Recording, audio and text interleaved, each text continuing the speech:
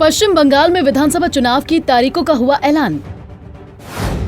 चुनाव आयोग ने पश्चिम बंगाल के चुनाव के चरणों का किया ऐलान। पश्चिम बंगाल में 8 चरण में करवाया जाएगा विधानसभा चुनाव। विधानसभा चुनाव में कोविड को लेकर बरती जाएगी सतर्कता। शांतिपूर्ण और निष्पक्ष चुनाव की तैयारी में जुटा निर्वाचन आयोग। सेंट्रल पाला मिलिट्री फोर्स की भी बंगाल में की जाएगी तैनाती।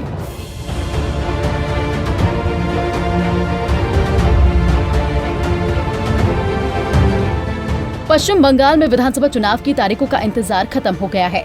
मुख्य चुनाव आयुक्त सुनील अरोड़ा ने इलेक्शन डिटेल के बारे में ऐलान कर दिया है।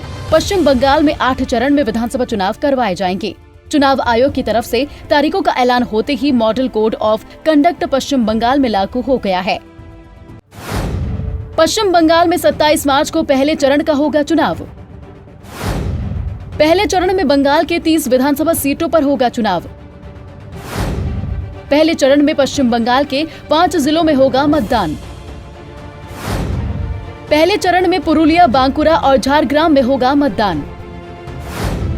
वेस्ट मिदनापुर पार्ट 1 और पूर्वी मिदनापुर पार्ट 1 में 27 मार्च को होगी वोटिंग। पश्चिम बंगाल में 1 अप्रैल को होगा दूसरे चरण का चुनाव।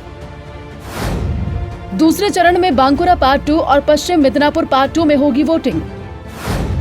दूसरे चरण में ही पूर्व मिदनापुर पार्ट 2 और दक्षिण परगना पार्ट 1 में होगी वोटिंग। तीसरे चरण में पश्चिम बंगाल में 6 अप्रैल को होगा मतदान। चौथे चरण में 44 विधानसभा सीटों पर बंगाल में होंगे चुनाव। चौथे चरण में बंगाल में 10 अप्रैल को होगा मतदान। चौथे चरण में हावड़ा पार्ट 2 और हुबली पार्ट 2 में होगी वोटिंग। चौथे चरण में दक्षिण परगना पार्ट 3 और कूच विहार में होगी वोटिंग। पांचवें चरण में पश्चिम बंगाल में 45 सीटों पर होगा चुनाव। पांचवें चरण में पश्चिम बंगाल में 17 अप्रैल को होगी वोटिंग। छठे चरण में पश्चिम बंगाल में 43 विधानसभा सीटों पर होगा चुनाव। सातवें चरण में पश्चिम बंगाल में 26 अप्रैल को डाले जाएंगे वोट। सातवें चरण में पश्चिम बंगाल में 32 सीटों पर होगा चुनाव। आठवें चरण में 29 अप्रैल को पश्चिम बंगाल में होगा मतदान। आठवें और आखिरी चरण में 35 सीटों पर बंगाल में होगा चुनाव।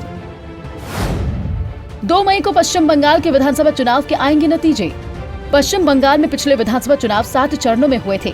इस बार ग्राउंड सिचुएशन फोर्स को मूव कराने और लोकल इनपुट की वजह से 1 चरण बढ़ा दिया गया है।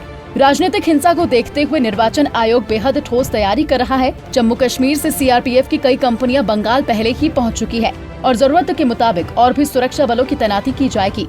कोरोना महामारी के मद्देनजर गाइडलाइंस का पालन करते हुए वोटिंग होगी और मतदान के समय को 1 घंटे के लिए बढ़ाया गया है। वहीं उम्मीदवारों को अपनी जमानत राशि ऑनलाइन जमा करानी होगी।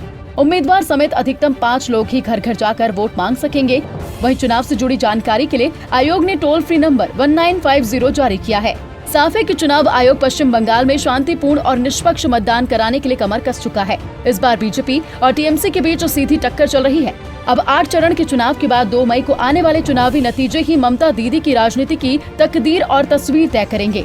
ब्यूरो रिपोर्ट, पश्चिम बंगाल।